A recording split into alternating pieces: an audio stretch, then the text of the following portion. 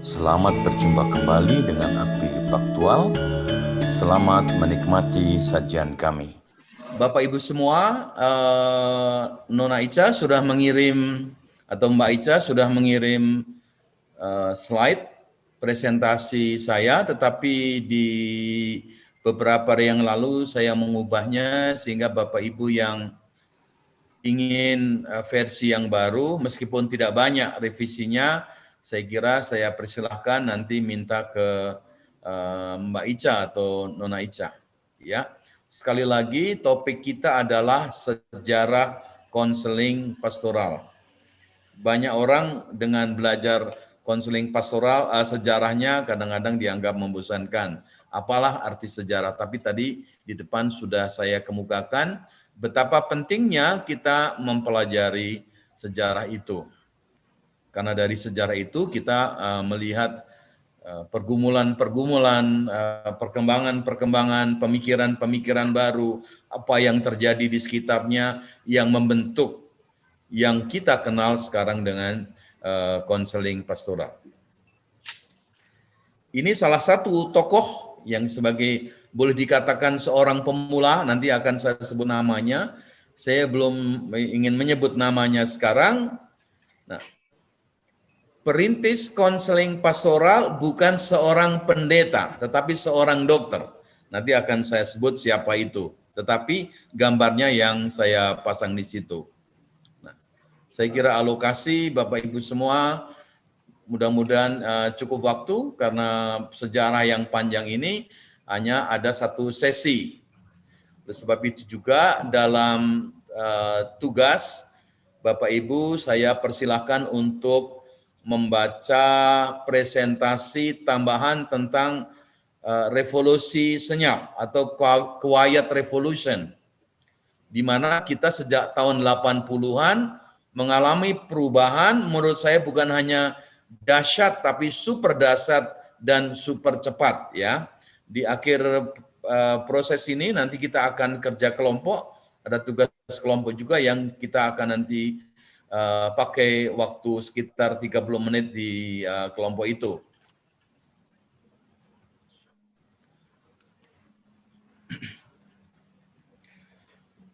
Tujuan umum dari kuliah kita sore hari ini adalah kita semua, Bapak Ibu yang mengikuti kuliah ini, bisa memahami bahwa sebenarnya konseling pastoral lahir ketika masyarakat di Amerika Serikat, saya sebut Amerika Serikat, tidak cukup dengan Amerika, karena Amerika itu luas sekali, ada Amerika Utara, Amerika Tengah, Amerika Selatan, ya. Saya sebut dengan Amerika Serikat.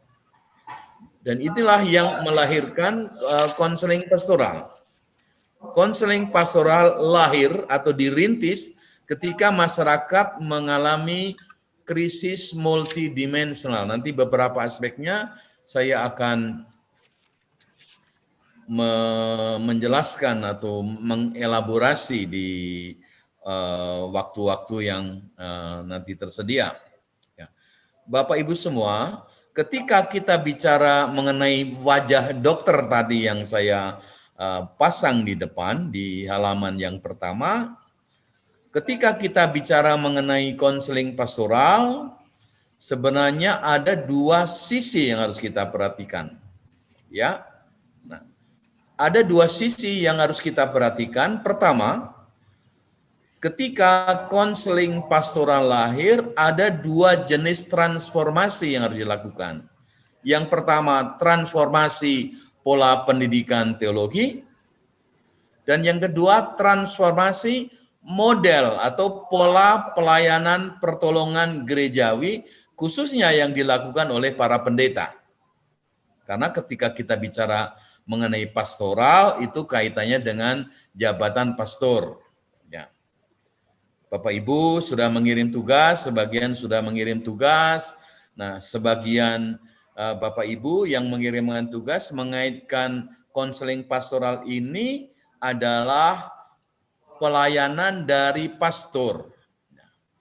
Saya memahami beberapa gereja, juga termasuk di Indonesia, orang lain selain pendeta tidak boleh melakukan konseling pastoral, karena konseling pastoral harus hanya dilakukan oleh seorang pastor atau oleh seorang pendeta. Saya pikir ini nanti akan kita bahas dari waktu ke waktu.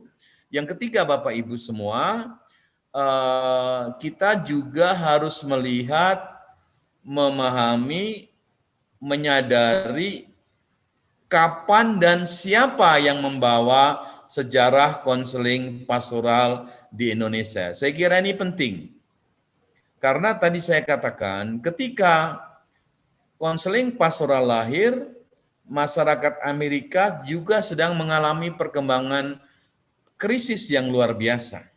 Nah, ternyata kalau kita lihat Bapak Ibu semua, ada semacam kesejajaran.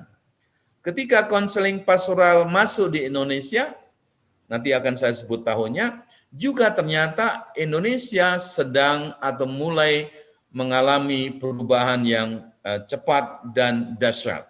Saya kira ini harus kita perhatikan. Nah, tujuan khususnya partisipan kita semua, Bapak Ibu yang hadir pada kuliah ini, mampu menjelaskan 3 faktor utama pemicu kelahiran konseling pastoral, kemudian menjelaskan kapan konseling pastoral lahir. Paling tidak Bapak Ibu semua bisa mengingat atau menyebutkan 3 tokoh perintis kelahiran konseling pastoral, dan partisipan mampu menyebutkan seorang tokoh yang memperkenalkan konseling pastoral di Indonesia. Dalam arti ini saya tidak ingin mendewakan seseorang kemudian melupakan yang lain, tetapi saya kira kenyataan ini harus dipahami oleh kita semua. Siapakah sebenarnya yang pertama yang memperkenalkan konseling pastoral di Indonesia? Mungkin di sana sini Bapak Ibu sudah melihatnya, sudah membacanya, sudah pernah mendengarkannya dengan satu dan lain kesempatan.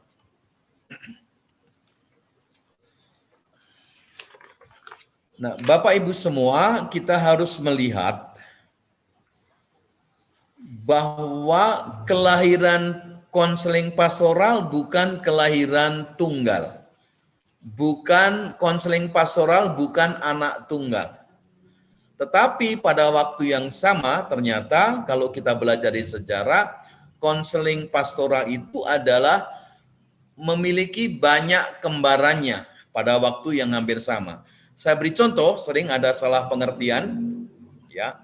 Sering ada salah pengertian, Bapak Ibu semua juga menyebut konseling pastoral adalah konselor membimbing. Nah, kata membimbing nih. Kadang-kadang ketika kita menyebut kata membimbing, konseling pastoral itu dikaitkan dengan bimbingan dan konseling, atau zaman dulu bimbingan dan penyuluhan. Jadi seolah-olah konseling bidang lain, konseling keluarga, konseling anak, konseling ini, konseling itu adalah anaknya dari BK atau BP.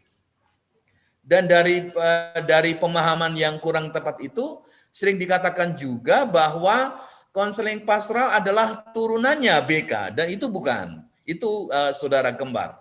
Ya, tahun 80-an ketika saya keluar dari kampus, kemudian melayani di gereja, di rumah sakit, ya. Karena pada waktu itu yang berkembang di Indonesia BK, jadi seolah-olah semua yang bunyi konseling berarti dikaitkan dengan BK atau BP. Waktu itu masih BP, ya. Nah, karena belum ada asosiasi konselor pastoral, saya juga ikut di APSKIN, itu asosiasi bimbingan dan penyuluhan atau konseling di Indonesia, karena kita belum punya wadah. Jadi sebelum ada AKPI, saya aktif di asosiasi bimbingan dan konseling. Sehingga tokoh-tokoh lama yang aktif di situ, kadang-kadang 1-2 orang saya masih mengenalnya. Bapak Ibu semua, karena kita saudara kembar, itu berarti kita mampu duduk sama rendah, berdiri sama tinggi dengan profesi lain. Kita tidak lebih rendah, kita tidak lebih tinggi daripada saudara-saudari kembar kita. Nanti akan saya sebut saudara-saudari kembar kita itu siapa, ya.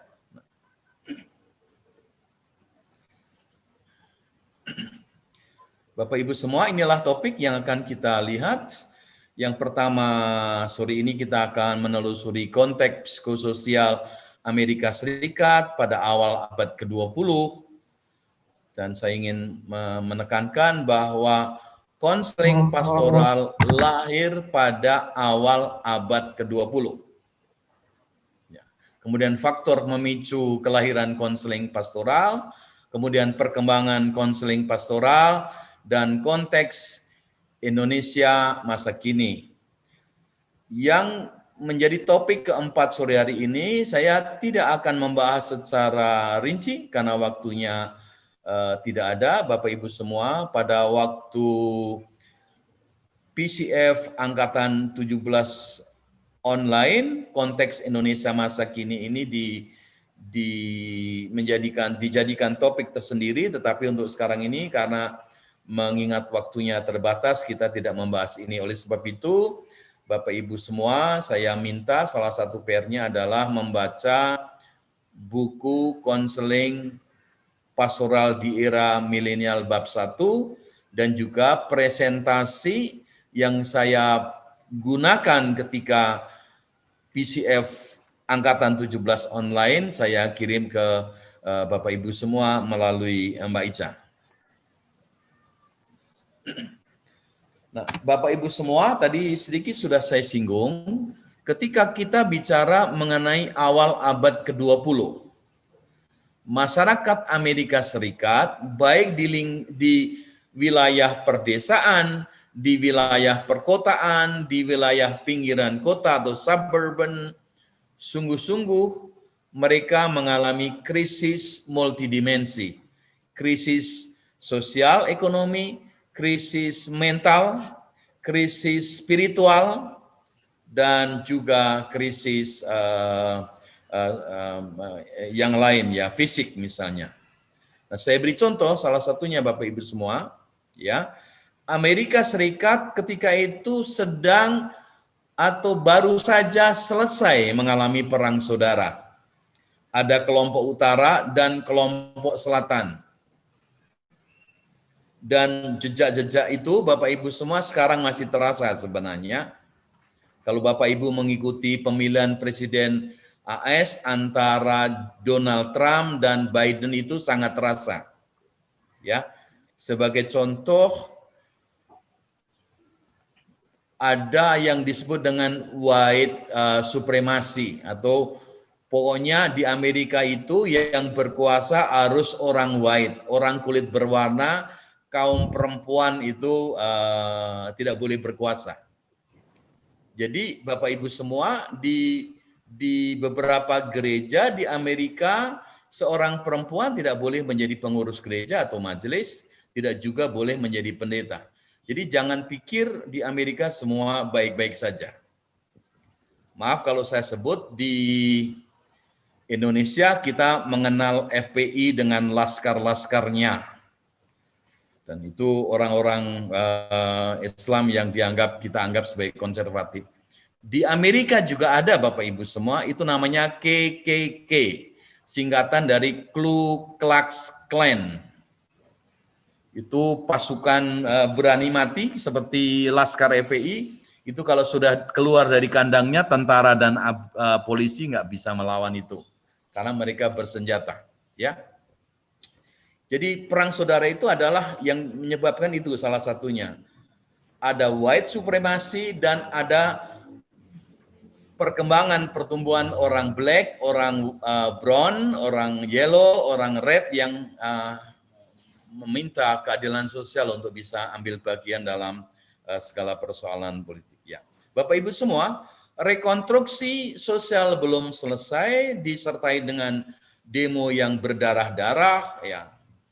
Konflik antar kelompok A dan kelompok B belum selesai. Amerika Serikat sudah melibatkan diri dalam Perang Dunia yang pertama. Perang itu hanya 4 tahun, 2012 sampai 2016, Bapak Ibu semua, bayangkan penduduk dunia masih sangat belum seperti sekarang ini, masih sangat sedikit, tetapi perang itu menyebabkan 4 juta orang meninggal dan 20 juta orang terdampak. Jadi dengan kata lain, banyak tentara, bukan hanya tentara Amerika, juga tentara di Eropa, sekutu Amerika, banyak sekali yang meninggal dunia. Dan menurut catatan, Bapak Ibu bisa membaca di browsing dengan Eyang Google atau Opung Google, Opa Google, ya.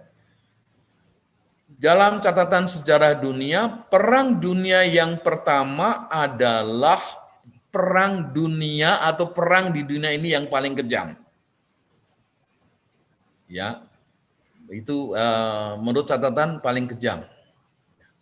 Bapak Ibu, sejak dulu sampai sekarang, di Amerika itu sedikit ada aturan, kalau ada 100 tentara, harus ada 1 pendeta, namanya chaplain. Ya, bukan hanya mengurusi kerohanian, pimpin ibadah, tetapi pendeta ini juga harus terjun ke kancah peperangan. Nah, bayangkan Bapak Ibu semua, betapa banyaknya juga pendeta tentara dari semua agama, Katolik, Protestan, Yahudi, kalau waktu ada Islam ya Islam, kalau waktu itu ada agama Jepang, Shinto juga ada dan sebagainya. Dan ketika mereka selesai perang, mereka menganggur. Tidak mungkin bekerja di gereja langsung, karena situasi perang meskipun hanya 4 tahun sangat mengubah sikap orang. Banyak orang mengalami cacat, juga termasuk pendeta, banyak juga janda dan sebagainya, saya kira mengalami pergumulan yang luar biasa. Bapak Ibu semua, seluruh dunia ketika itu mengalami depresi. Depresi ekonomi, yang sama ketika kita sekarang mengalami COVID membuat ekonomi seluruh dunia mengalami krisis ekonomi, mengalami depresi ekonomi. Nah, saya membaca dari sejarah Bapak Ibu semua, ternyata juga pada awal abad ke-20 itu ada yang disebut dengan Spanish flu. Itu model COVID-19 zaman dulu. Sebenarnya bisa juga COVID, makanya kan disebut dengan COVID-19 itu karena COVID, flu yang semacam sejenis flu yang muncul ketika itu. Jadi sebenarnya COVID-19 ini adalah sudah selalu ada di dunia ini. Kadang-kadang muncul mewabah, kadang-kadang tidak. Ya, saya kira itu berarti juga menimbulkan korban yang tidak sedikit Spanish flu itu. Ya, di awal abad ke-20 itu. Bapak Ibu semua, sesudah perang saudara tadi, pabrik-pabrik yang baru dibangun menjadi harapan ekonomi lebih bagus, ternyata karena depresi ekonomi, pabrik-pabrik ini bangkrut, buruh menganggur, kehidupan buruh sangat memprihatinkan, kehidupan di perkotaan, daerah-daerah wilayah pertumbuhan baru juga mengalami kebangkrutan yang luar biasa. Itu di perkotaan dan di daerah pinggiran kota di mana pabrik-pabrik didirikan atau perusahaan-perusahaan baru didirikan. Sementara Bapak Ibu semua, di perdesaan mengalami kemarau yang panjang. Dan membuat kemarau yang panjang itu membuat panen gagal, gandum gagal, semua padi-padian lain gagal, kapas juga gagal. Berarti baik yang tinggal, penduduk Amerika yang tinggal di perkotaan, di pinggiran kota, di perdesaan mengalami krisis ekonomi yang luar biasa. Salah satu akibatnya, dampaknya Bapak Ibu semua, habis perang, banyak janda, banyak yatim piatu, banyak orang cacat, banyak krisis ekonomi, orang yang mengalami dampak krisis ekonomi. Salah satu akibatnya adalah banyak orang mengalami gangguan jiwa. Kalau dipikir dari sisi spiritual keagamaan, ketika di Eropa mengalami booming penginjilan ke Indonesia di akhir abad 1800-an, awal 1900-an, di Amerika sejak saat itu sampai sekarang, yang dulu hampir semua orang adalah bergereja, mengalami penurunan yang luar biasa. Terus mengalami penurunan, sampai Perang Dunia Kedua mengalami penurunan lagi, sampai sekarang sebenarnya sesudah COVID ini juga, sesudah masalah-masalah lain, krisis-krisis politik, ekonomi yang lain, warga gereja mengalami penurunan yang signifikan. Nah, Bapak Ibu semua, mohon maaf kalau Bapak Ibu yang pendeta atau yang pemimpin gereja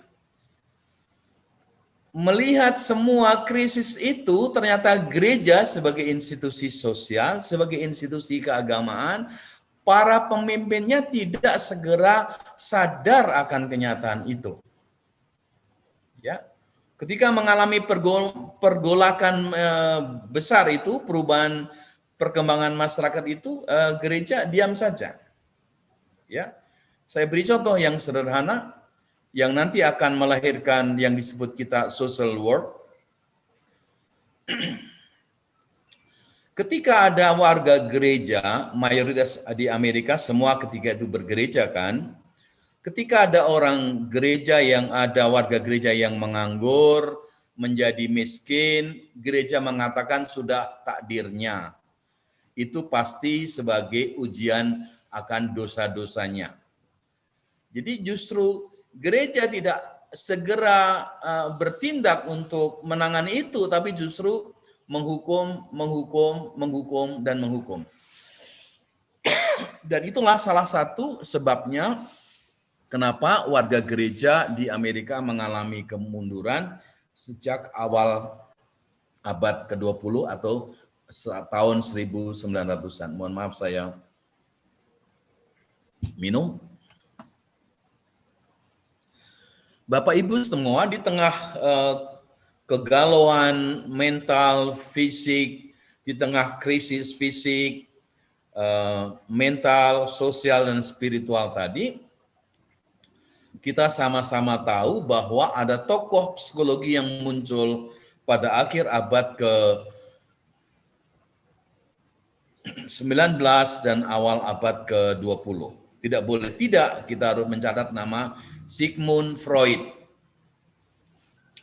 Sigmund Freud diundang oleh Clark College, sekarang menjadi Clark University pada tahun 1909. Begitu Clark College mengundang Sigmund Freud ke Amerika, yang di Amerika belum pernah mendengar Sigmund Freud dengan teori-teorinya, sesudah 5 hari berturut-turut Sigmund Freud melakukan kuliah dari pagi sampai sore. Sebagai salah satu akibatnya adalah penduduk Amerika Serikat mengalami demam psikologi atau psychological fever.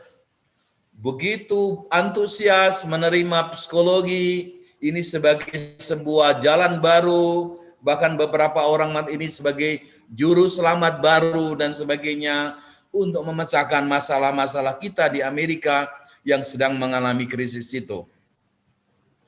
Dan kelompok-kelompok ini ingin segera menerapkan psikologi dalam semua setting kehidupan. Itulah sebabnya tadi saya katakan orang-orang di Amerika, ahli-ahli tokoh-tokoh pendidikan misalnya segera ingin menerapkan psikologi ini dalam dunia pendidikan. Itulah yang munculnya kemudian BK. Ingin menerapkan psikologi di dunia rumah sakit, maka disebut dengan psikologi klinis. Atau juga yang disebut dengan konsultasi psikologi. Di dunia keluarga muncullah terapi keluarga. Kalau di dunia industri muncullah konseling industri dan sebagainya, psikologi industri dan seterusnya dan seterusnya. Jadi hampir dalam kehidupan dapat dikaitkan kelahirannya pada awal abad ke-20. Tadi saya sebut sebagai salah satu kembaran dari konseling pastoral munculnya social work, munculnya disiplin kesejahteraan sosial. Kalau semula orang yang sakit, semula orang yang miskin, dianggap salahnya sendiri, akibat dosanya sendiri, sudah takdir, itu dianggap sebagai kesalahan individu, kemudian tokoh-tokoh, dan juga yang fotonya saya pasang di sini, ya, tadi saya sebut namanya, merintis bagaimana mempelajari dan kita tidak cukup gereja menghukum mereka sebagai akibat dari dosa mereka. Pasti ada sistem yang tidak adil. Oleh sebab itu, salah satu cara yang dipakai ketika itu adalah metode case study. Studi kasus masalah-masalah sosial, sekaligus juga studi kasus masalah-masalah keagamaan dan spiritual dan juga psikologi. Nah, ini Bapak Ibu semua, ya, tadi saya kemukakan dengan perkembangan itu ada 3 reaksi. Reaksi yang pertama, perkembangan psikologi di Amerika tadi menerima secara utuh, ingin segera menerapkan. Tapi yang kedua, menolak mentah-mentah. Karena itu dianggap terlalu dunia, terlalu sekuler. Dari dunia, psikologi dibuat oleh manusia dari dunia, sedang Alkitab dan sebagainya itu dianggap dari Tuhan Allah dari atas. Yang ketiga adalah aco tak aco. Nah, Bapak Ibu, mohon maaf kalau ada yang mengenal foto ini. Yang pertama adalah Richard Clark Cabot. Tadi saya kemukakan seorang dokter metabolisme tubuh, dokter ahli darah, juga saraf, lah yang merintis apa yang sekarang kita sebut sebagai konseling pastoral. Mohon maaf Bapak Ibu semua, mungkin ada yang mengenal ini, yang juga membaca bukunya. Foto yang kedua adalah J. Adams. Ya. J. Adams termasuk tokoh dari komunitas Kristiani yang tidak sepakat menggunakan psikologi yang berasal dari dunia. Dan dia menciptakan sendiri, misalnya konseling Alkitabiah, biblical counseling, ya, yang berisi ajaran-ajaran. Jadi kalau Bapak Ibu menggunakan buku-buku J. Adams itu isinya adalah semua masalah harus dijawab dengan ayat Alkitab. Ya, saya kira ini salah satu gejala yang menolak psikologi sekuler, kemudian coba mengembangkan, memecahkan masalah yang dihadapi oleh manusia dari sisi Alkitab. Makanya muncullah biblical counseling, konseling Alkitab. Ya. Nah, Bapak Ibu bisa punya pilihan di situ, ya. Yang saya pasang yang terakhir paling bawah adalah, maaf kalau sekali lagi saya mohon maaf, karena ini tokoh yang disebut dengan tokoh pastoral, namanya Pak Abineno. Pak Abineno sebenarnya studinya bukan pastoral tetapi dogmatik. Tetapi ketika itu di Indonesia karena tidak ada orang ahli pastoral, maka dialah yang paling dari teolog-teolog itu yang mendalami teologi pastoral. Pada awalnya buku-buku yang pertama, kalau Bapak Ibu sempat membaca karangan-karangan Abineno misalnya, dia juga tidak menerima konseling pastoral di Indonesia. Dia mengatakan konseling pastoral terlalu sekuler, konseling pastoral terlalu Amerika, dan konseling pastoral mempsikologikan agama atau kepercayaan. Ya. Jadi apa? psikologi itu kemudian dibuat menjadi agama. Tadi saya kemukakan juru selamatnya Sigmund Freud, bukan Tuhan Yesus. Nah, kemudian alat-alatnya bukan penebusan, bukan korban Yesus, tapi alat-alat psikologi yang diciptakan oleh kelompok-kelompok psikologi. Saya kira ini ada orang yang dituduh sebagai mempsikologikan agama, tetapi juga ada yang dituduh sebagai mengagamakan psikologi, dan kelompok ketiga netral. Bapak Ibu semua, mayoritas pemimpin komunitas Kristiani kelompok kedua dan ketiga. Jadi dalam sejarahnya kelahiran konseling pastoral tidak secara otomatis diterima oleh gereja, bahkan ditolak. Karena itu dianggap sebagai mengagamakan psikologi. Jadi psikologi bisa jajarkan dengan agama. Ya, saya kira ini pergumulan-pergumulan ketika itu. Ya, Bapak Ibu semua, lepas dari itu semua, ya, ketika sebagian masyarakat menghadapi masalah psikososial, spiritual, karena perkembangan psikologi tadi, orang tidak lagi menengok pendeta.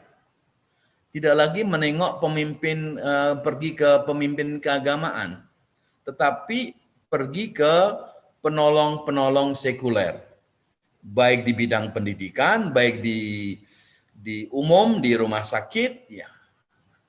Sehingga sebenarnya Bapak Ibu semua, di lingkungan para pemimpin gereja, sebagian para pemimpin gereja mengalami kecemasan, jangan-jangan warga gereja banyak yang akan keluar dari gereja. Selama tahun 1910 sampai 1911-an tidak ada gerakan, tidak ada usaha dari para pemimpin gereja secara nyata untuk itu. Ya, sebab itu yang sebenarnya pekerjaan sosial tadi mengembangkan pola diakonia di gereja secara karitatif, secara individu-individu, kemudian keluar dari gereja, gerakan ini keluar dari gereja, juga sesungguhnya kalau saya boleh katakan, gerakan konseling pastoral di awalnya juga tidak langsung berkaitan dengan gereja, meskipun mereka adalah para pendeta Protestan, tetapi mereka bergerak di luar payung gereja, ya. Saya kira tadi sudah saya sebut, Bapak Ibu semua, menunggu para pemimpin gereja tidak melakukan apa-apa. Oleh sebab itu, Dr. Richard Clark Cabot lah yang mulai merintis di situ. Apa yang dia lakukan ini, Bapak Ibu semua, gambar dari Pak Cabot waktu muda, kemudian waktu setengah baya, dan waktu tua, dan sebelahnya adalah istrinya, Ibu Ella. Nah, dengan kata lain, Bapak Ibu semua, quote of the day saya, krisis kehidupan melahirkan konseling pastoral. Tadi sudah saya kemukakan juga, Bapak Ibu semua, kelahiran konseling pastoral menawarkan dua transformasi. Transformasi pertama adalah, tadi saya sedikit sebut terbalik, pola pelayanan profesional gerejawi yang dilakukan oleh para pendeta ketika warganya mengalami kesusahan, dan kelahiran konseling pastoral juga menawarkan transformasi pendidikan pastor. Tidak cukup kuliah di kelas, tidak cukup membaca teks-teks termasuk Alkitab, tetapi pendeta seharusnya masuk pendidikannya di lapangan. Ya, zaman dulu Bapak Ibu semua belum ada PPL. Ketika saya kuliah juga tidak ada PPL. Ketika saya kuliah homiletika juga cuman mendengarkan kuliah dosen, tidak ada praktek di kelas atau tidak ada praktek berkhotbah di lapangan, tidak ada praktek katekisasi kecuali kita mencari sendiri kesempatan untuk ikut aktif di gereja, mengajar sekolah minggu dan sebagainya. Tapi sama sekali tidak ada praktek. Ya, selama 4 tahun sebelum saya khotbah di mimbar ketika stase waktu namanya tidak ada praktek sama sekali. Ya, itulah salah satu usulan ketika saya menjadi dosen, harus ada praktek di gereja. Salah satu usulan saya, latihan khotbah tanpa umat. Jadi berdiri di mimbar khotbah yang dengarkan teman-temannya. Selain di kelas, khotbah di kelas, juga khotbah di mimbar kosong, jemaat tidak ada. Kemudian khotbah di gereja untuk praktek. Saya kira ini sebuah perkembangan karena saya sendiri merasakan itu sesuatu kekurangan. Bapak Ibu semua, di Amerika Serikat pada awal abad ke-20 atau akhir abad ke-19, yang kita sebut di Indonesia penggembalaan itu disebut sebagai pastoral care. Pastoral care itu artinya care adalah kepedulian. Kepedulian pastoral berarti kepedulian yang berkaitan dengan jabatan seorang pastor. Kenapa disebut dengan pastoral? Karena Bapak Ibu semua di Amerika itu baik Katolik maupun Protestan generik namanya adalah pastor. Nah, sekarang banyak kelompok-kelompok tertentu menyebut sebenarnya pendeta disebut dengan pastor, tapi mayoritas gereja Indonesia kan masih menyebut pendeta sebagai pendeta bukan pastor, tapi ada kelompok-kelompok tertentu sekarang menyebut pendeta itu pastor. Ya, karena di Amerika sama. Ya. Tetapi untuk membedakan Protestan dan Katolik, kalau di Protestan itu untuk membedakan ini pastor Katolik atau pastor Protestan. Kalau di Protestan disebut dengan minister. Itu kan menteri ya, tapi itu kan sebenarnya pendeta. Ya.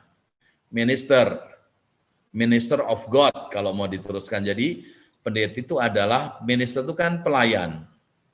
Ya itu. Tapi di Indonesia kalau disebutkan minister nanti kan dipikir menteri dalam negeri, menteri itu kan.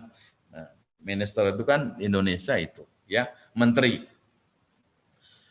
Nah, di lingkungan Katolik yang disebutkan pastor tadi, kalau bertanya ini Katolik atau pastor Protestan. Di lingkungan Katolik, pastor Katolik disebut dengan priest atau imam. Ya, jadi itulah yang membedakan. Tetapi ketika kita bicara soal pastor itu berarti bisa Katolik, bisa Protestan. Karena itu kata generik untuk pemimpin gereja baik Protestan maupun Katolik. Nah, tadi sudah saya kemukakan Bapak Ibu semua, jadi konseling pastoral adalah punya saudara-saudari kembar. Sebagai contoh tadi sudah saya kemukakan misalnya pekerja sosial, BP, ya. BP itu semula kan bimbingan karir. BP itu lahirnya dari melakukan alat ini dipakai untuk seleksi ke masuk ke tentara. Apakah seorang lulusan SMA atau sarjana muda layak untuk menjadi tentara. Kemudian dikembangkan dari bimbingan karir masuk ke militer, kemudian dikembangkan di sekolah. Psikologi klinis, yang di Indonesia disebut dengan psikolog klinis, juga sebenarnya perkembangannya aslinya sama. Karena apa Bapak Ibu semua? Pada waktu itu, praktisi psikologi disebut dengan psikiatri atau psikoterapi. Nah, sementara psikiatri atau psikoterapi kan akarnya pada medis, pada kedokteran, yang disebut dengan spesialis kedokteran jiwa, SPKJ. Itu yang aslinya, yang konseling-konseling belum ada. Tetapi karena pengaruh Freud tadi yang datang ke Amerika, Amerika betul-betul mengalami demam psikologi, seolah-olah semua orang membicarakan psikologi. Bapak Ibu semua masih bisa mencari di dunia maya bagaimana semua koran-koran, majalah, tabloid pada awal itu juga televisi semua membicarakan psikologi yang dibawa oleh Sigmund Freud ke Amerika. Nah, Bapak Ibu semua, ya, termasuk di dalamnya adalah pelayanan baru yang tadi saya sebut sebenarnya sudah ada pendeta-pendeta yang bekerja di tentara. Itu pendeta tentara adalah pendeta yang pertama. Tetapi ingat Bapak Ibu semua, untuk menjadi pendeta tentara tidak sekedar sudah ditabiskan menjadi pendeta, kemudian ditugaskan di tentara, ada latihannya dulu. Ya. Tetapi latihan ini dulu belum ada. Oleh sebab itu, kalau dulu hanya di militer, semua sekarang chaplain itu atau pendeta tugas khusus ini hampir di semua bidang kehidupan. Di pabrik, di sekolah, di perguruan tinggi, di polisi, di militer, di kantor pemerintah, ya, dan juga di lingkungan pemadam kebakaran. Nah, saya kira ini perjuangan kita Bapak Ibu semua. Ya, tentu bukan hanya pendeta yang duduk di situ, tetapi pendeta yang memiliki keahlian spiritual sekaligus juga keahlian psikologis. Kalau di Indonesia pemadam kebakaran atau Blamwir, kalau di Jakarta bilangnya begitu, atau damkar, kan yang diurus cuma mematikan apinya. Tapi bayangkan korbannya yang kehilangan itu, masalah psikologinya siapa yang menangani? Masalah pergumulan spiritualnya siapa yang menangani? Kalau ada bencana, itu spesialis sendiri. Chaplain tidak bisa sembarang dilakukan oleh sembarang pendeta, harus ada latihannya. Nah, yang merintis pelatihan chaplain itu di Amerika adalah tadi Richard Clark Cabot. Chaplain rumah sakit pertama, tadi kalau rumah sakit chaplain di tentara sudah ada. Nah, chaplain di rumah sakit yang pertama di Amerika disebut dengan Anton Theophilus Boysen. Dan Bapak Ibu semua, untuk proses latihan ini yang melakukan latihan bukan seorang pendeta di rumah sakit karena belum ada. Yang melakukan adalah Bapak ini, Dr. Richard Cabot. Dan waktu itu karena belum menjadi profesi tersendiri, rumah sakit tidak mau membayar dan sebagainya, Dr. Richard Clark Cabot lah yang mengeluarkan uang dari kantongnya sendiri untuk menggaji, pertama melatih, dan kemudian mempekerjakan Antonius Theophilus Boysen menjadi pendeta atau chaplain rumah sakit pertama di Amerika dan juga di seluruh dunia. Nah, dari perkembangan inilah kemudian pendeta Anton Theophilus Boysen mengembangkan, meneruskan apa yang dilakukan oleh Dr. Richard C. Cabot ini, melakukan pelatihan-pelatihan untuk pendeta-pendeta di rumah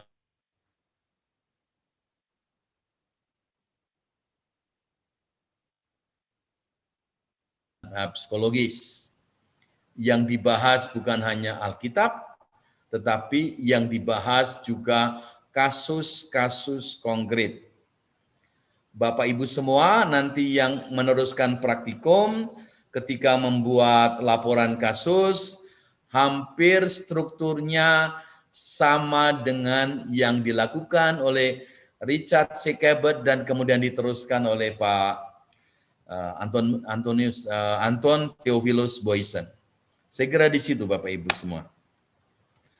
Di samping itu Bapak Ibu semua, Richard C. Cabot juga bukan hanya melakukan untuk pendeta yang bekerja di rumah sakit, tetapi juga melakukan untuk pekerja sosial yang akan bekerja di rumah sakit. Oleh sebab itu Bapak Ibu semua, waktu itu belum ada medical social work, belum ada pekerjaan sosial medis, yang sekarang juga disebut dengan clinical social work. pekerjaan sosial klinis. Kadang-kadang dalam perkembangannya disebut juga dengan psychiatry social work, pekerjaan sosial psikiatri.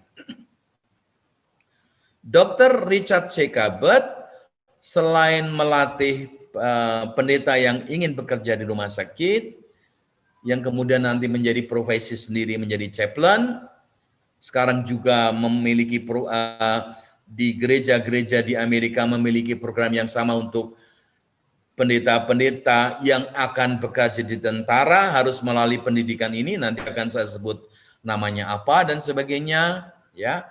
Sehingga menarik Bapak Ibu semua, pada awalnya kelompok pekerja sosial ini side by side berdampingan didampingi oleh Pak Richard C. Clark Cabot sebagai dokter, kemudian mereka juga menerima gaji dari kantong Pak Dr.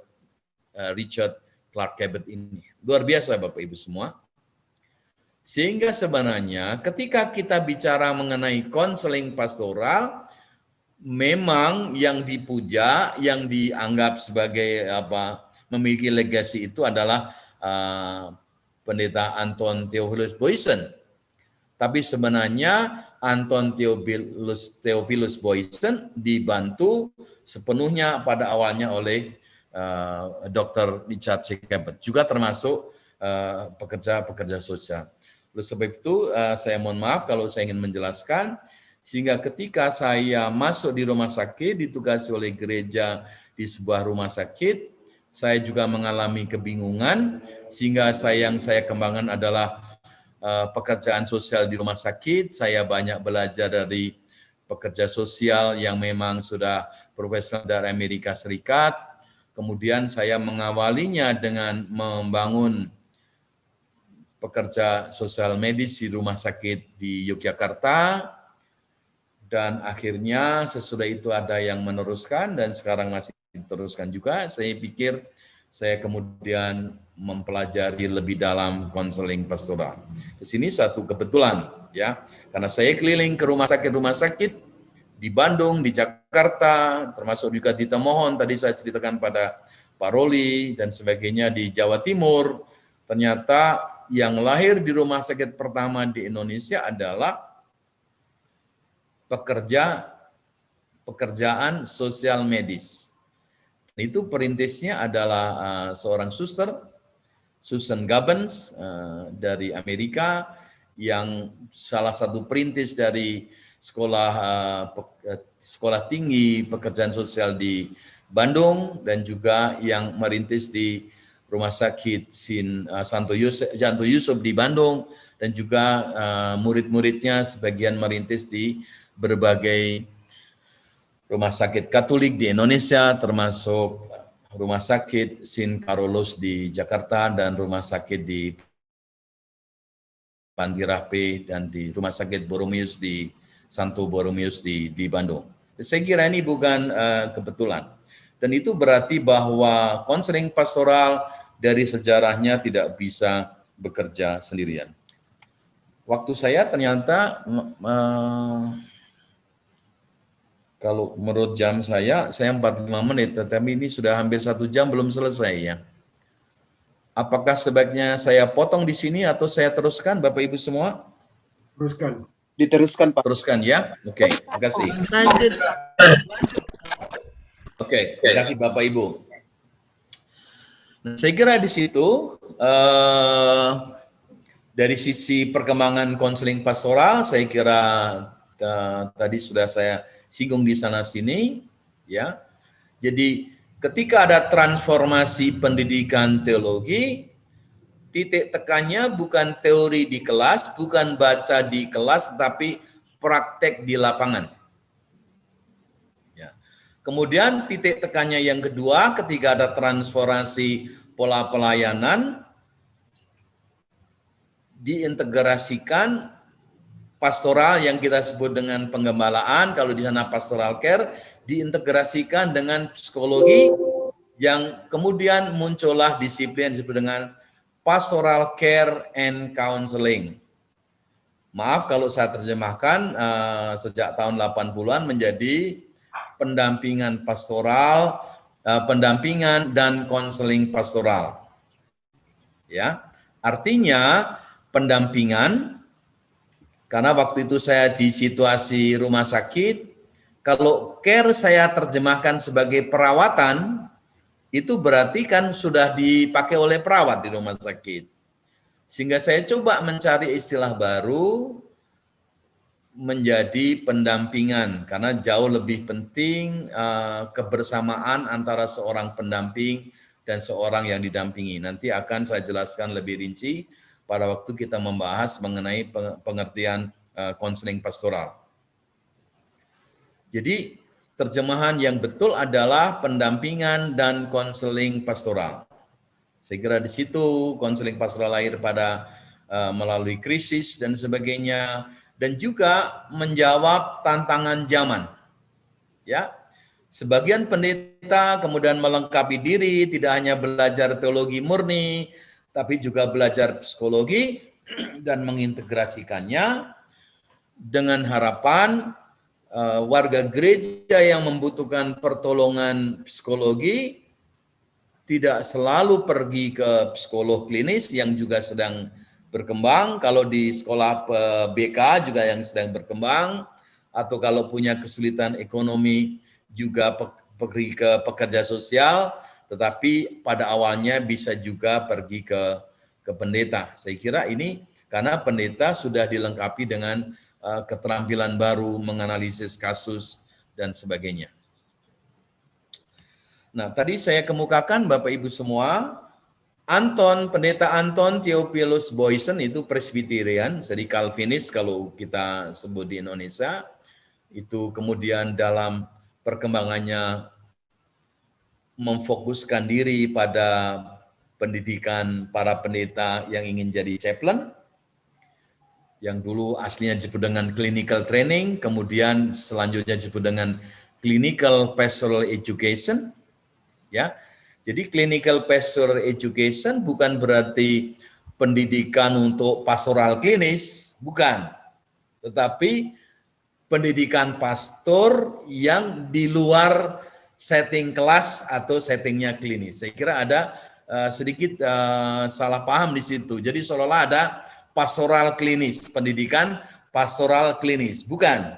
Jadi yang betul adalah pendidikan pastor, pastoral education berarti pendidikan pastor bukan di setting sekolah atau di kampus atau di kelas atau dengan baca buku, tetapi settingnya di klinis. Nah, kalau di Amerika CPE ini tidak di bawah kampus, tetapi di bawah organisasi yang disebut Asosiasi Clinical Pastoral Education atau ACPE.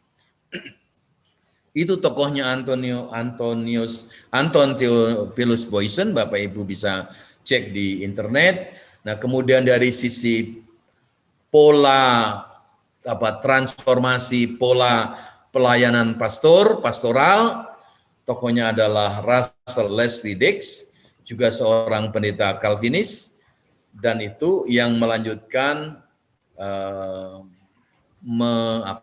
muridnya dari Richard Clark Cabot tadi, yang melanjutkan mentransformasi, mengubah pola pelayanan pastor, integrasi antara psikologi, waktu itu yang masih populer adalah psikoterapi, sehingga pada tahun 30-an itu Bapak Ibu semua, konseling belum dikenal nama itu. Makanya pada tahun 30-an, kalau Bapak Ibu membaca buku-buku Russell Dix, ya, saya ada beberapa buku yang dikarang oleh Russell Dix, sudah cukup tua, tahun 30-an. Nah, itu berarti mengintegrasikan antara pastoral care dengan psikoterapi. Sehingga pada waktu itu sering disebut juga tahun 30-an sebagai pastoral psikoterapi atau psikoterapi pastoral. Terapi psikologis yang dilakukan oleh pastor yang memiliki sifat pastoral. Dan hal ini akan kita bahas pada minggu yang akan datang.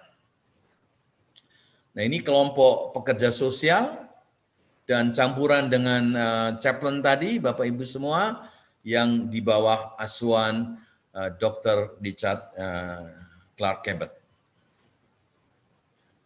Tadi sudah saya kemukakan juga Bapak Ibu semua, CPE tidak menghasilkan pastoral counselor atau konselor pastoral, tetapi menghasilkan pastor atau pendeta yang memiliki nilai tambah. Pada umumnya CPE menghasilkan chaplain pada masa kini, dan juga pada akhirnya bisa juga CPE menghasilkan pastoral educator di setting klinik yang disebut dengan clinical supervisor atau CPE supervisor. Ya. Ketika saya kuliah, saya mengikuti CPE 1 tahun, dan kemudian saya harus mengikuti pastoral counselor formation pada tahun berikutnya selama beberapa semester. Nah, untuk itu Bapak Ibu semua, di Amerika Serikat pastoral counselor untuk menjadi pastoral counselor profesional disebut dengan pendidikannya harus melalui pastoral counselor training atau AKPI menggunakan pastoral counselor formation.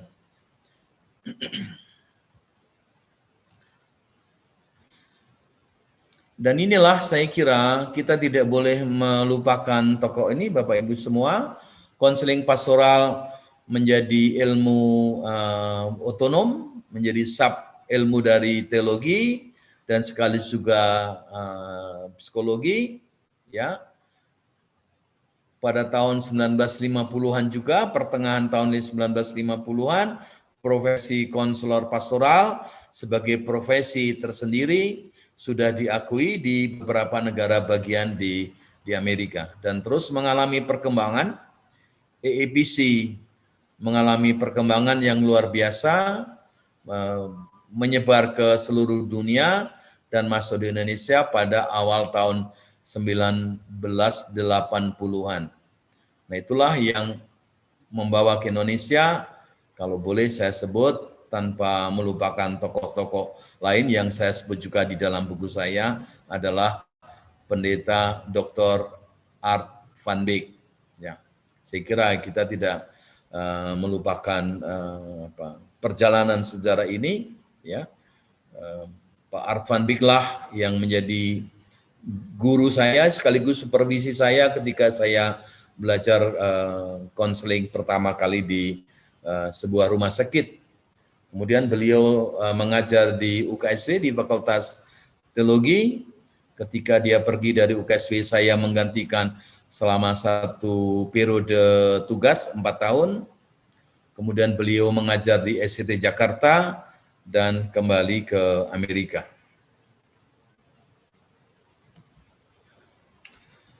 Saya kira di situ Bapak Ibu semua, ini saya potong saja melihat waktunya. Ya.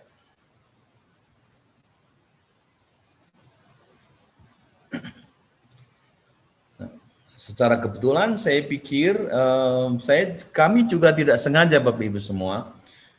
AKPI ini digumuli sudah lama. Tahun 2005 kita sudah mulai, ketika ada seminar yang dilakukan oleh PGI atau gereja lain atau juga PLKSI, kita sudah membicarakan ini dan sebagainya, ya. Akhirnya sesudah 7 tahun mengalami pergumulan, diskusi dari pertemuan ke pertemuan, pada tanggal 30 Juni 2012 dilahirkanlah AKPI, Asosiasi Konselor Pastoral Indonesia, ya. Diwakili oleh semua aliran, ada yang Gereja Baptis, ada yang Pentakosta. Kalau kita lihat dari atas, ada orang GKJTU, ada Pentakosta, Baptis, GKJ, GKJW, Gemit, Metodis, JKI, Jemaat Kristen Indonesia, dan saya GPIB. Nah, sebagian besar orang GKJ, ya itu. Tapi saya sendiri mewakili GPIB ketika itu. Jadi inilah kelahirannya Bapak Ibu semua. Jadi AKPI bukan ujuk-ujuk, terus ada seminar, terus kita umumkan, tidak. Tapi melalui pergumulan yang panjang. Sehingga ADART dan semua ketentuan-ketentuan di AKPI digodok begitu lama, melalui perdebatan dan sebagainya. ada yang setuju, ada yang tidak setuju. Ya, saya kira ini perjalanan yang panjang. Ya, dari sisi wilayah ada Bataknya, ada Timornya, ada Jawanya, ada Cinanya, maaf Chinese-nya, jadi juga campur aduk ya. Ada campur Batak Sunda dan sebagainya. Saya kira luar biasa, ya. Ada Batak Jawa dan kebetulan ada beberapa teman ini yang pernikahan antar suku ya. Ada yang orang Batak nikah sama orang Ambon kan di situ ya. Ada orang Chinese nikah sama Jawa, ada yang kebanyakan 2 orang, ada yang Batak Jawa, ada yang Batak Jawa. Jadi saya tidak pernah membayangkan itu, teman-teman juga tidak pernah membayangkan itu. Ternyata AKPI didirikan oleh 6 laki-laki dan 6 perempuan dengan latar belakang gereja dan asal daerah wilayah yang berbeda-beda. Jadi itu mungkin sudah kehendak Tuhan menurut kami juga, tapi juga kami tidak pernah merencanakan itu semua. Saya kira ini sejarah yang dibangun oleh AKPI sesudah sekian puluh tahun mengenal konseling pastoral, tetapi tidak pernah terjadi sesuatu rintisan pendidikan profesional. Saya kira tadi di sana-sini sudah saya sebutkan Bapak Ibu semua. Nah itu berarti konseling pastoral di satu sisi melengkapi pelayanan pastoral konvensional. Saya sebut pelayanan pastoral konvensional itu disebut saja pastoralia, ada yang menyebut dengan pastoral, ada yang disebut dengan pastorat, ada yang disebut dengan penggembalaan. Dengan pendekatan mental psikologis. Jadi Bapak Ibu semua sebenarnya kalau Bapak Ibu itu menjadi konselor pastoral, Bapak Ibu lebih hebat dari seorang psikolog klinis. Karena psikolog klinis kan cuma belajar psikologi. Sedang Bapak Ibu belajar selain teologi juga psikologi. Kaki kanannya di teologi, kaki kirinya di psikologi atau sebaliknya, ya. Jadi saya kira ini kita memiliki posisi in between di antara kita teologi tidak, juga psikologi tidak, tapi keduanya menjadi dasar fondasi dari profesi ini. Tentu Bapak Ibu semua, di sisi lain, konseling pastoral melengkapi pendekatan mental psikologis dengan pendekatan spiritual. Ya, dalam perkembangannya Bapak Ibu semua, khususnya yang diikutin oleh AKPI, sebenarnya secara pemikiran AKPI tidak menekankan pada pastoralnya, tetapi pada mengikuti perkembangan yang baru sesudah tahun 2000-an. Dalam perkembangannya, konseling pastoral sering disebut dengan konseling psikospiritual. Nanti kita akan bahas lagi ketika kita membahas mengenai pengertian konseling pastoralnya, dasar-dasarnya, dan sebagainya. Ya, karena apa? Karena banyak teman-teman kita yang juga bukan pastor atau bukan pendeta, tetapi juga di AKPI ada anggota-anggotanya, anggota kita, pelatih kita, fasilitator kita, bukan hanya Kristen, tapi juga ada yang Katolik, ada juga yang dari saudara-saudari kita Muslim, saya kira di situ. Nah, sejak awal sudah digumuli apa kita menggunakan konseling pastoral atau kita menggunakan dalam perkembangan yang terbarunya konseling psikospiritual. Tetapi pada pendiri waktu itu tetap menggunakan konseling pastoral, paling tidak untuk sementara, karena sejarahnya di seluruh dunia disebut dengan konseling pastoral. Meskipun dari sisi pendekatan, kita menggunakan konseling psikospiritual, tidak mendasarkan diri pada jabatan pastor atau profesi pastor.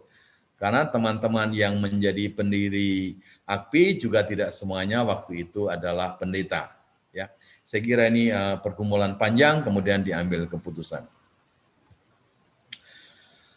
Nah ini ringkasnya Bapak Ibu semua, tadi sedikit disinggung di sana-sini, saya kira saya akan sedikit cepat di sini, Bapak Ibu semua. Tadi sudah saya jelaskan Bapak Ibu semua, Richard Clark Cabot 1925 tadi mempekerjakan pekerja sosial dan pendeta di rumah sakit. Ya, tahun 30-an disebut dengan pastoral psikoterapi yang ditokohi oleh Russell Dick. Tetapi Bapak Ibu semua, pada tahun 1940 muncullah tokoh psikologi Carl Rogers. Carl Rogers itu pernah sekolah teologi, tapi tidak menjadi pendeta, tetapi menjadi psikolog. Kebetulan dia sekolah ketika teologi di Union Theological Seminary, kemudian ketika belajar psikologi sampai doktornya di Columbia University.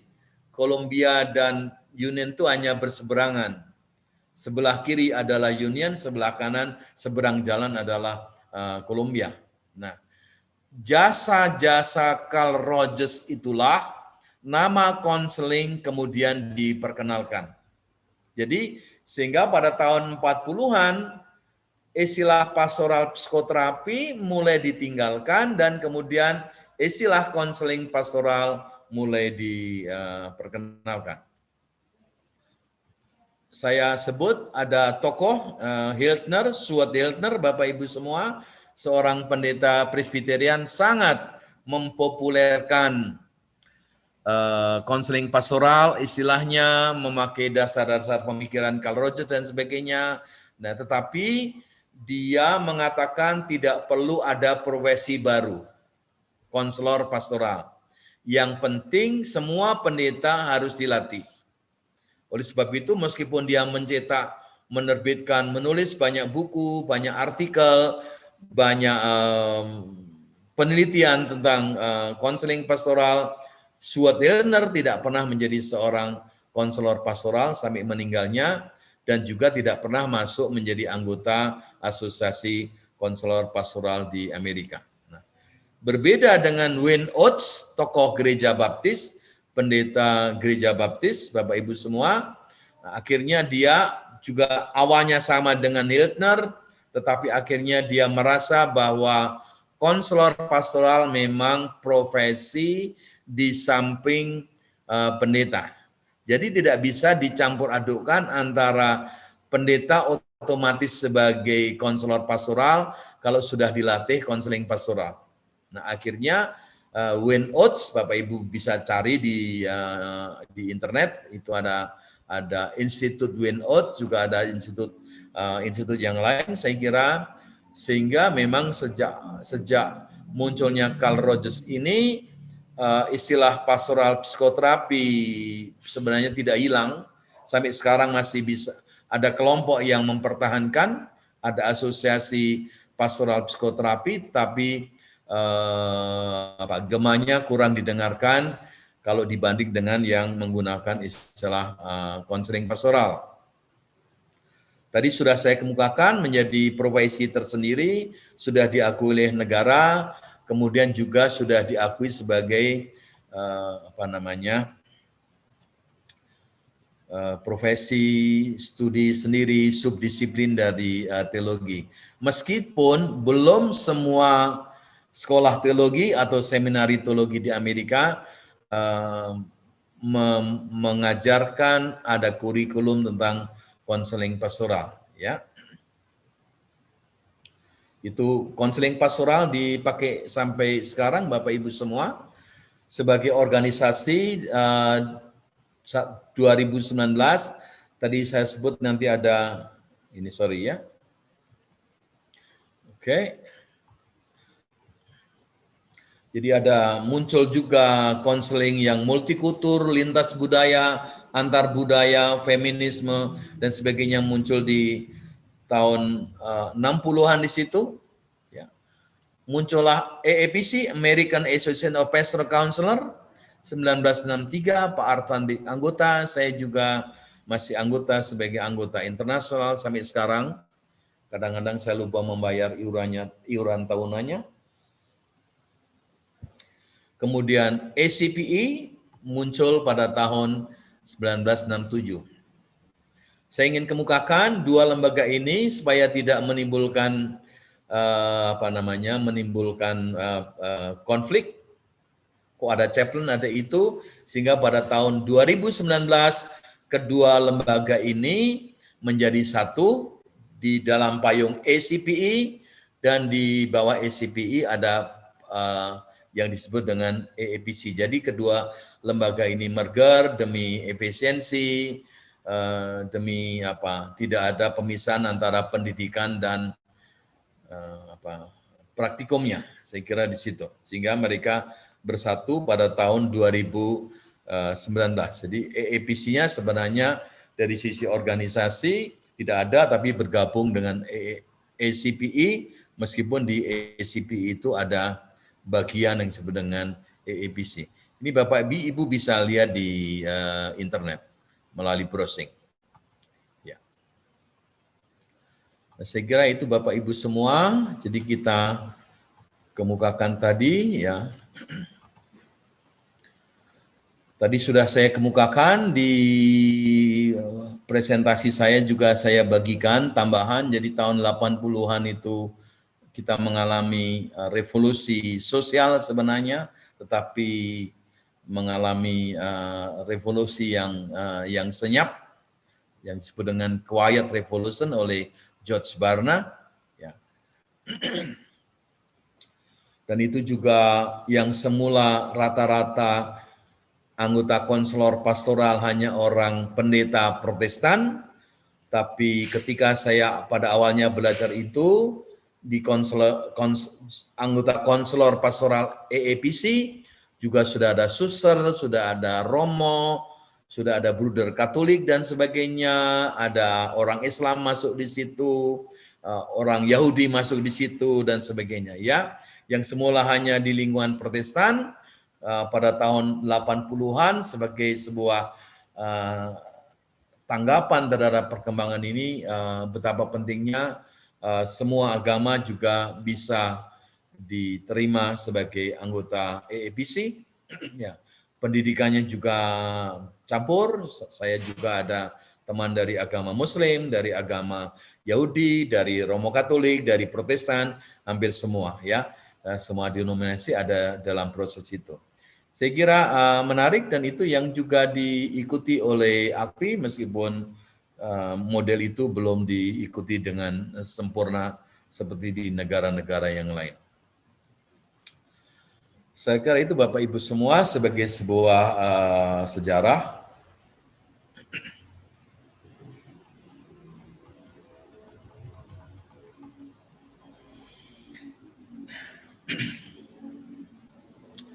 Ini bagian terakhir, Bapak Ibu semua, meskipun mungkin sudah ketinggalan di Indonesia, namun better late than never.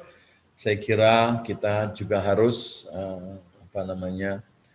mengembangkan sesuatu yang baru yang perlu kita gumuli. Tentu saya juga sebagai AKPI akan mendengarkan pandangan, ideologi, ide-ide, pikiran-pikiran Bapak Ibu semua untuk bagaimana masa depan konseling pastoral di Indonesia, karena memang kita lihat seperti di awal kuliah ini juga saya jelaskan, saya kemukakan bahwa masih banyak wilayah-wilayah di Indonesia yang belum dijangkau oleh pelayanan kesehatan mental. Saya kira AKPI menjadi bagian dari masyarakat untuk mengembangkan diri, untuk menolong sesamanya yang mengalami gangguan psikologis, sosial, dan spiritual. Karena kita banyak masalah yang muncul, saya pikir ya. Kalau catatan yang saya temukan, 15,6 juta orang mengalami depresi, 30 juta orang perokok berat misalnya. Menurut catatan yang saya temukan, lebih dari 2 juta bayi digugurkan, termasuk yang dibuang. Ya. Pengguna narkoba juga mengerikan, dan ketagihan termasuk ketagihan online juga, pornografi online dan sebagainya, saya kira makin mencuat, dan seperti banjir yang tidak bisa dibendung. Saya kira tidak ada lain kecuali kita melengkapi diri untuk menangani lebih lebih profesional di masa sekarang juga di masa yang akan datang. Saya kira masih banyak hal-hal yang kita ingin kemukakan, tetapi mengingat waktunya terbatas, Bapak Ibu semua, saya mengkorupsi waktu Bapak Ibu semua, dan inilah sebenarnya panggilan zaman kita, masa kini. Terima kasih atas kunjungan Anda. Jangan lupa subscribe agar tidak ketinggalan sajian kami yang lain. Dan jangan lupa juga getarkan lonceng kebersamaan kita.